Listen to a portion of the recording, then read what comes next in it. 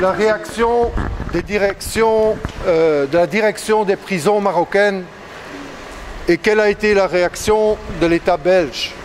Est-ce que vous savez que la vidéo choc qui est maintenant sur YouTube et Dailymotion et qui a été vue quelques dizaines de milliers de fois depuis qu'elle a été publiée, que cette vidéo, elle est connue par ce ministère des Affaires étrangères depuis un an. Depuis un an, elle a été montrée à l'audience du procès en appel qu'il y a eu sur la protection consulaire d'Ali Arras, en présence des avocats de M. Renders.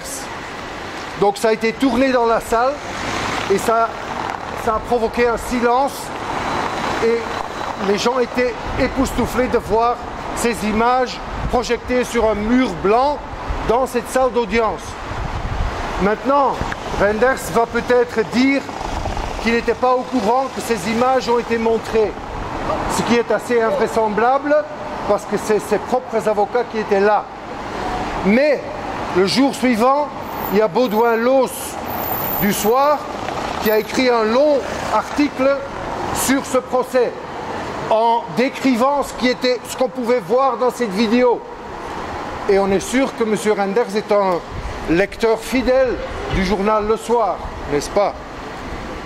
Pire, après la projection de cette vidéo dans cette salle d'audience, ils ont décidé d'aller en cassation contre le jugement qui a été confirmé par la Cour d'appel d'assurer une protection consulaire de la Belgique pour Ali Arras.